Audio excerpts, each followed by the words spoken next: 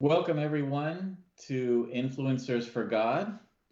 We're being joined today by George Escobar, a good friend of mine. Welcome to Casa del Caminante. This is a project that is being put together so that we can reach people in both languages, in English and in Spanish. And if you'd like to follow along, we're on YouTube, Facebook, uh, WhatsApp, and all the other social media. You can follow us closely through here and through our program. So we want to welcome George to the show, and here is where we get an opportunity to just have a conversation a little bit about what's been his life. What is his life from his perspective of coming from Latin America to the United States, and how has this brought him closer to God? What has God chosen for him in bringing him here and then having him grow closer to God and his spirituality? Welcome, Uh, George. Thank you, Robert. Thank you for having me here. I was born in El Salvador, uh, and I started all my high school over there. When I graduated high school, and I went to a Catholic school all my life, 13 years, in a Marist school, Colegio Champagnat, down in Santa Tecla, El Salvador, a little town next to San Salvador. Well, not that little anymore. It used to be little. For Uh, those of us who don't know what is a Marist school? Amari school is basically religious, a school, a Catholic school that it's based on Marcelino Champagnat's teachings. So their brothers, there's no priest, Amari's priest, there's Mari's brothers that were running the school back then. And it's all over Latin America. Even here in Miami, we have it, and it's named Columbus High School. So it's basically run by the Marist brothers. Okay. And what kind of influence did the Marist brothers have on you? Well, I studied there for 13 years. Back then, my country went through a difficult time when I was growing up. Since I was born in 1971, you can see because of my gray hair, I'm not ashamed to say it. But in the late 70s, there was a civil war that started in El Salvador. So from the end of the 70s to the end of the beginning of the 90s, there was a civil war. So all my middle school, high school years were during a war. So it was important for us to have that Catholic faith that everything was gonna be good at the end. But it was difficult times for a kid to be growing up, definitely.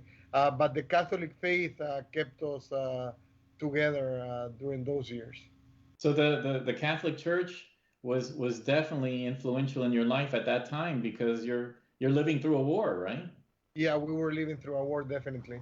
It was a civil war, and sadly, our country lost 85,000 connationals. So it was a sad period, and yeah, the Catholic faith and the teachings of the Maris brothers kept us going through the war. Basically, I graduated still at war. I graduated high school in 1989. Wow. War ended in 1991, 1992. Yeah, 1991 or 1992, if I'm not mistaken. So you studied there, and then your parents brought you here to the U.S. or did you migrate? What happened? Funny, my parents are still in El Salvador. I'm the one that graduated high school and asked my parents to send me to the United States to study. It was a hard. Now that I'm a parent, I know that I put them in a difficult situation. They wanted me uh, to be out of the harm zone and maybe study in San Salvador or do something else. And I just said, you know what? I want to go and study to the United States. And they did find the money, because it was a lot of money back then, to send me to study here. Basically, I ended up in New York City. A Oh, little wow. kid from El Salvador ended up in New York City to start my studies here in the United States. That was back in 1990. And did your studies influence you at all when you came to the United States to continue in your spiritual growth, or did you find a difference in from what you were living in Nicaragua and then you came to New York? I mean, what happened in your spiritual Just a life? correction. I never lived in Nicaragua. It's El Salvador. I know Oh, we're El Salvador. small, but Sorry, El we're not part Salvador. of Yes. Nicaragua. We're the smallest country in the hemisphere, right? Not considering the islands. Yeah, but it's in El Salvador. I can, and I'm not gonna lie to you and tell you, oh, all my spiritual growth has been going on since I was at a Catholic school. When I moved to New York, I lost all my, I wasn't going to mass. We went through that period. I think our kids are go through that period too when they graduate high school and go to college. It's a big change in the life, and sometimes, in my case, I moved away from Catholicism. I wasn't practicing anything basically back then. I knew God existed and God was with me through the period of time that I lived in El Salvador, and He was with me in this new adventure of coming to the United States and studying. So, in going from El Salvador to New York, in New York, were you at all connected to the church, or was it something that you were just, it became very cold and it wasn't part of your life? And It what? became very cold. If I tell you that I was there only for a year and a half, Robert. Then I moved to Miami, where I live now. I think during that year and a half that I studied there, I went to mass probably 3 to 4 times. I used to go to St. Patrick's Cathedral. So my Oh, faith was wow. there, and Nice. that little seed that was planted was there, but I wasn't going to church as often as I should. So from there, did you move down to Miami, or did you go someplace else? It's funny. It's some people say that I'm like Pancho Villa and been all over. Um, Basically, I decided to come to Miami to visit my sister that came on vacation to see my uncle, and I came for a week supposedly. And I decided that Miami was, hey, back then to go to El Salvador from New York, it was like, I don't know, 8 hours of flight. Now it's quicker, but back then it was like 8 hours. And I knew from Miami, I was only 2 hours away from home. So being a little, well, I was still a teenager, maybe 19, probably 20. I decided to move, go back to New York, sell my old car, a 1978 Ford Monarch. For me, was a new car back then. But I sold my old car, grab all my clothes, put it on an army bag, and moved to Miami. That was back in 1991, if I'm not mistaken.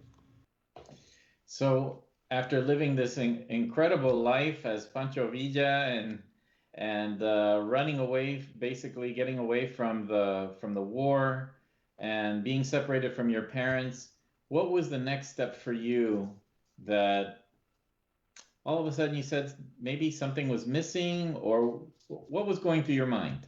You want me to advance in years, or you want me to go in order? Because I had to wait to go back to our Catholicism. Basically, I married in 1994. I got married in 1994. I know I was very young. I was 21. I I was 22 and my wife was 21. She is from El Salvador. We got married over there and moved back to Miami. When we got married, we started to go to mass more often. Not every weekend, but at least we were going often. We didn't have a parish. We were looking for a church to go whenever we had time, and to accommodate the time of us going to mass, depending on what we had to do during the weekend. But at least we started going to church. Got married again in 1994, and started going to church more often. But then Pancho Villa moved, graduated from university in 1997, and I decided, or we decided with my wife to move back to El Salvador. So we moved Oh, I didn't know in that. Okay. 1990, beginning of 1998, and moved down to our tierrita down there to El Salvador. So you actually had the opportunity to come here. You lived some time here, and then you actually decided to go back. I decided to go back. As a matter of fact, my wife was 7 months pregnant when we decided to go back. My son was maquilado. He was made here, but was born in El Salvador. Our We were here because of study, so our student visa was expired. I mean, was going to expire. So we decided to go back and start um, to work over there, and we started two companies as soon as we arrived there to the for the glory of God. That was back in 1998. So you had the influence of going to a Morris school. Mhm. You had the privilege of being able to go to Mass in St. Patrick's in New York Couple of times, not many, but a couple of times. a couple of times. Well, it's an incredible experience. For those of you who have ever been to St. Patrick's in New York, you really have a wonderful treat to be able to go there. An amazing church. And so then you returned. You are now a father. Your family. You have you're a father. You're a father of one, two. I'm a father of one, Jorge Jr. A little story. My father name is Jorge, middle name is Abraham, so Jorge Abraham. We're not that, we don't like changes, so my name is Jorge Abraham as well, and my son name is Jorge Abraham. So there's George, and George. Yeah, we're three Georges. We only have one son. He's already 23 years old. And so, but you guys are living in Miami, so you guys moved again.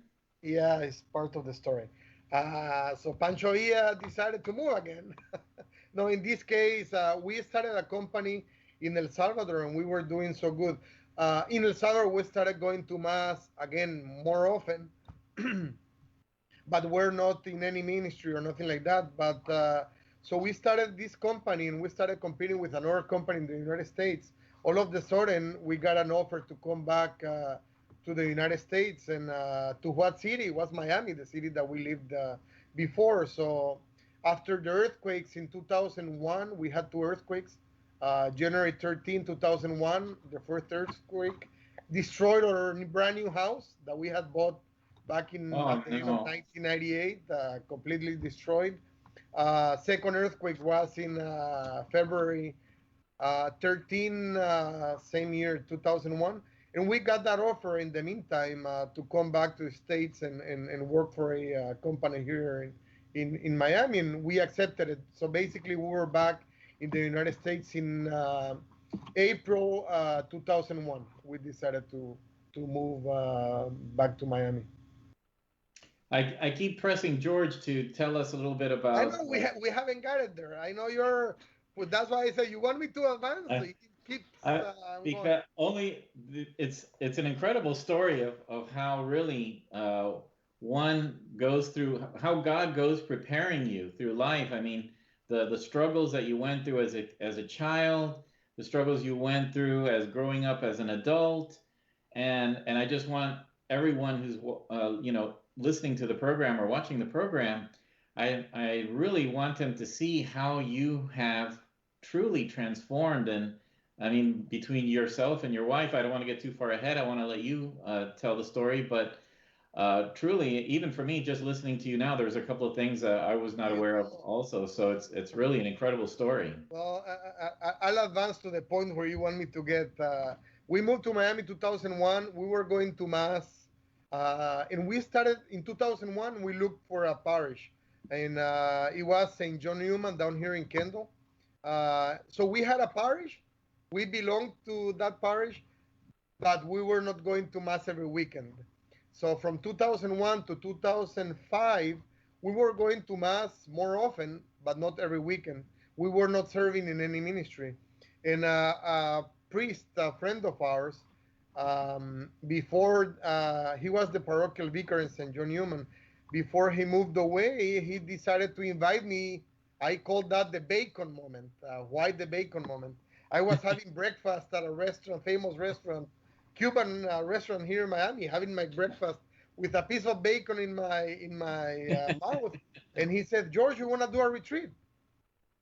And I said, "Yeah." It was the Emmaus retreat that a lot of people know, and it's all over the world. And I said, "Yeah, yeah, eating my bacon. Yeah, it was a weak moment for me eating my bacon." So I said, "Yes, Father, I'll do it." Believe it or not, my wife got mad with me because I said that I was going to do the retreat. So you would say, why she would get mad? Back then, I was very involved, not very involved. I was dedicated to my work, maybe more than I should have back then. So I was spending 13, 14 hours, 15 hours at work. So my wife said, "You said yes to the Father that you were going to go to the retreat. You work on Saturdays, you travel sometimes for a whole week." I was traveling back then probably a week, 2 weeks in a month. So she said, basically, she thought that I wasn't going to go to the retreat and I was going to look bad with the Father. So finally, the day came of the retreat. It was a Friday. I grabbed my bag and went to the retreat. That was basically the point where you want me to get. That was my U-turn. Not only mine, because my wife did the retreat a month later. It was a U-turn in her life that transformed us. And after the retreat, we started serving ministry. Uh, we were giving our time, talent, and treasure to our parish, to St. John Newman. And it was then when we realized that all the blessings that we had before were given all by God, not because of our, oh, I can do this because I went to school or I have the experience. Everything that we had was given by God. And basically, I felt like I have an IOU to God. All the blessings that we And I owe had, and we you. haven't given him any time to work for his kingdom, basically. So we started working 2005 at the end. We did the retreats in 2006. We started working in various ministries in a church. Well, George is being very modest because he and his wife are extremely active now, and that's why I was so happy to hear him say, "Well, we only went to church, every once in a while," or things like that. Because I mean, this is a reality, right? We're all human. We all are growing in our faith, and even though we don't really know it, God is calling on us, and there's just something pulling at us and taking us in a certain direction. And George's story is just so amazing. That's why I really wanted to get him on the program to get him to tell his story and really see how everybody has an opportunity to see how he has developed. And now it's not just you and your wife at the church. What is it that you're doing now, George? Uh, right now, I'm still working in a couple of ministries, but we started a process of diaconate formation. I started a process of diaconate No, formation. I think we could say both, right? Yeah, with me. Yeah, it's basically your wife has to be aboard. Uh, but 2000, when was it, Robert? 2016, I got the call, and the call came through a priest friend of ours, and he said, "George, have you ever considered the the the diaconate?" And I'll be sincere with you, maybe it wasn't a good excuse, but I said, "No, Father, I'm too young. All the deacons at the church are old, I'm too young for that." And I realized after 3 years of formation that, yeah, I know all this gray hair maybe comes with formation and all those nights of sleep and doing papers that we have to go through. But right now, I'm working a lot with, besides the diaconate formation, I'm working a lot with marriages. We're working with the marriage covenant retreat here at church at St. John Newman. We were also sent to study to become an advocate for the process of nullity of previous marriages at the Catholic Church. So we're Right. working the good times, or the good side of it is that we're working also with used to be called Focus, now it's Marriage Enrichment, Marriage. Um, Let me see, what is the name? Used to be called Focus, now it's a marriage inventory program at the beginning when you're gonna get married, and basically you meet with them and you go through a series of I call them tests just to scare them at the beginning. Basically, it's a survey that they fill up. You get the answers back, and you have to discuss with the couple, all the issues that they might have or they might encounter during their marriage. So we're working on a marriage covenant. We're working with the nullity process, and we're working with the inventory before they get married. So we're working a lot with marriages. Besides my, that vocation that we were called, that we will talk later, I guess. How did that happen? I got too advanced in your interview, No, maybe. it's all right. It's all right. That's perfectly fine. So tell us a little bit, George. How did you end up helping in the church with the marriages? How did that come about? Well, basically, we did that retreat back in maybe 12 years ago. We did the retreat, and we really liked it. It helps a lot. The marriages, marriage covenant is not a retreat for only for marriages that are struggling. It's also for marriages that want to improve the relationship you have with your spouse. So we liked the retreat, but we didn't have the chance to work on it because our son, who was probably 4 back then, not 4, maybe 8, 7 years, he was growing up, and we didn't have the time to work on that retreat. So 4 years ago, after we left the youth group ministry that we were in charge for 3 years. We thought we were going to have a sabbatical, and our pastor back then decided that God didn't want us to have a sabbatical. He was going to send us to work at Marriage Covenant and working with other marriages. So that's how we ended up working with a lot with marriages. It's and that's what we've been doing for a couple of years. That's a huge blessing. And has that helped you in your marriage as well, and in your spirituality? How has that worked? It has every retreat that you do, Robert. Even if you have done, you can do this retreat a couple of times, but even when you serve, you learn and basically you realize that your marriage is not perfect. Even if you have done so many retreats, you realize that in every retreat that there's ways of improving your communication with your wife or with your husband. Basically, it's a learning process during the whole life. You're never gonna be able to say I had the perfect marriage, but you have to be open to improve it. And it's so wonderful that the work that you're doing, because you are helping people stay together, right? Mhm. And you're helping the church, because if the people stay together, you're helping the church stay together, right? And that's just so important.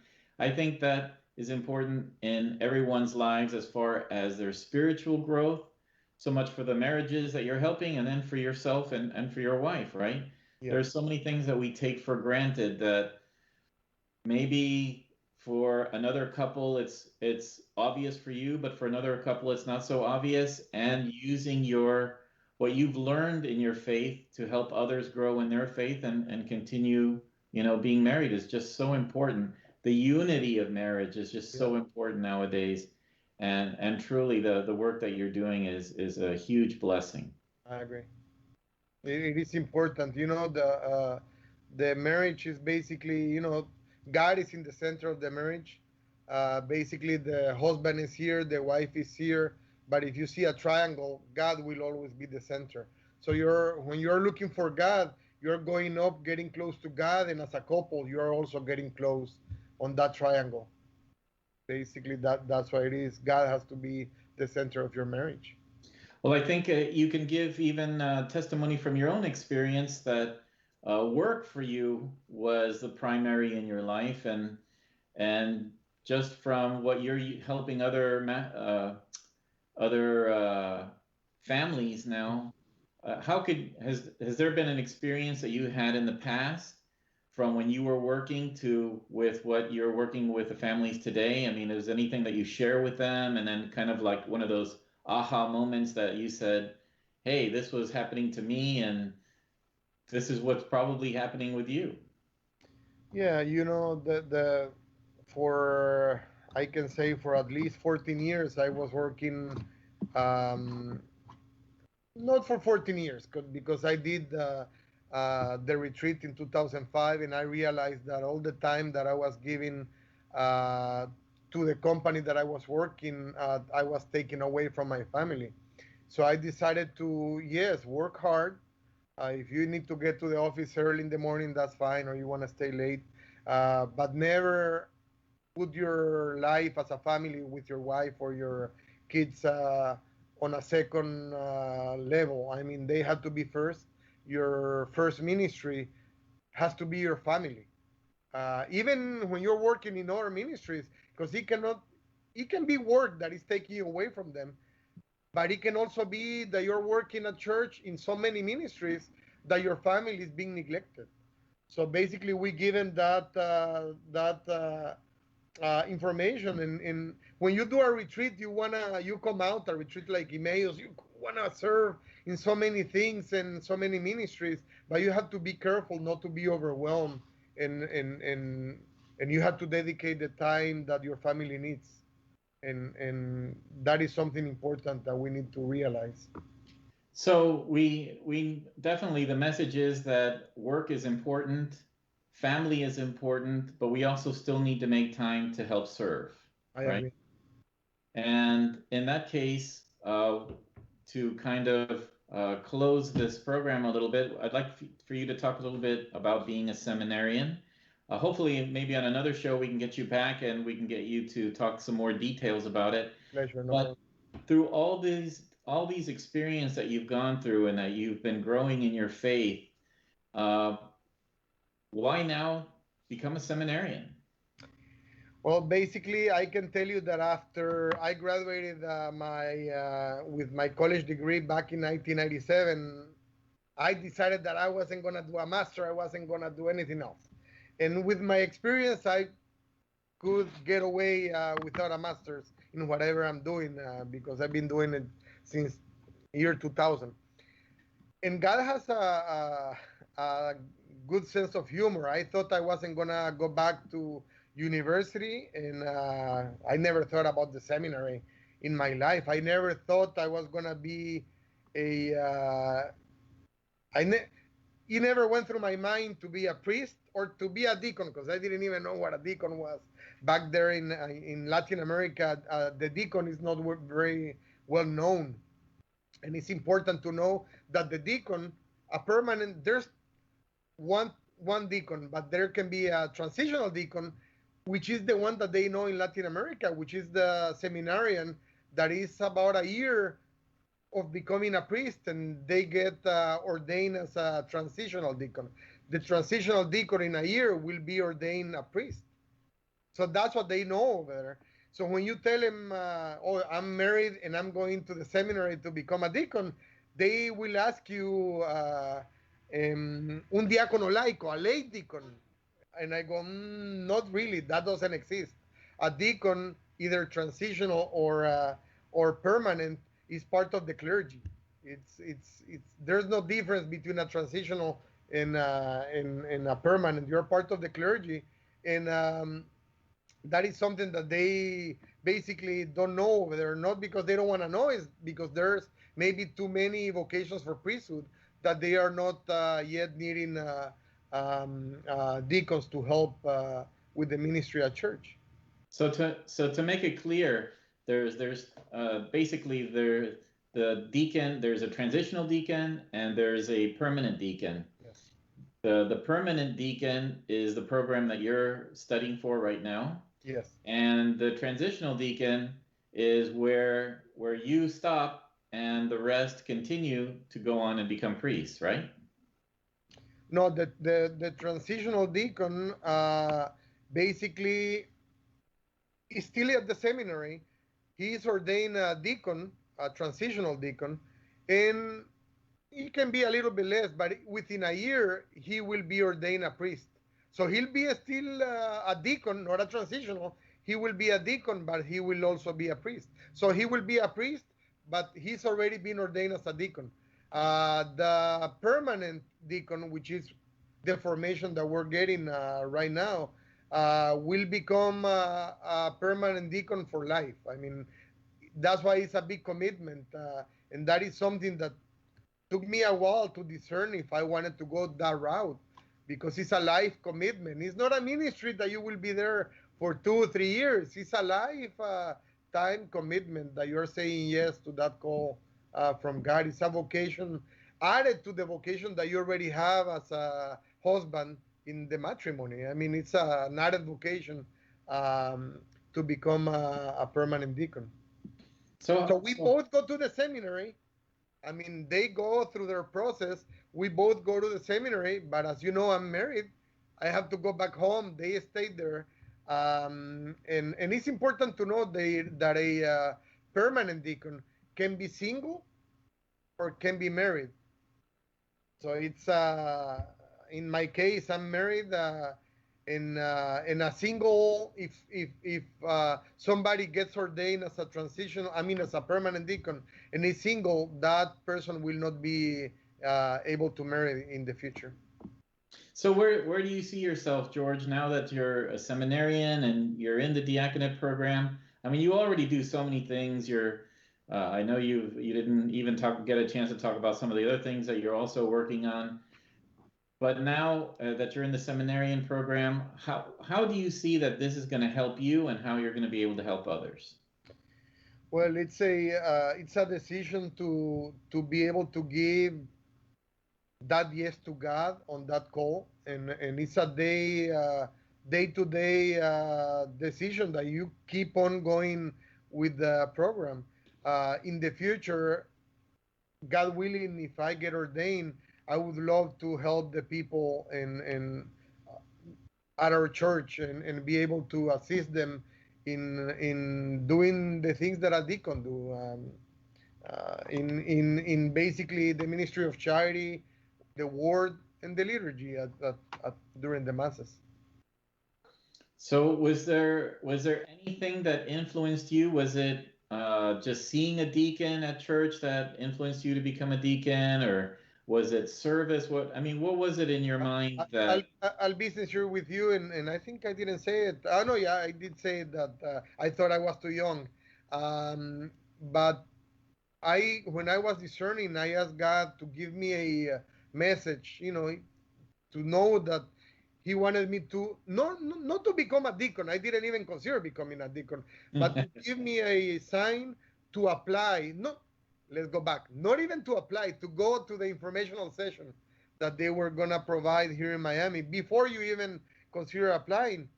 And it was during a Holy Week that I saw deacons working at the altar, and some of the deacons were already limited by their, physical capacity to work as a deacon.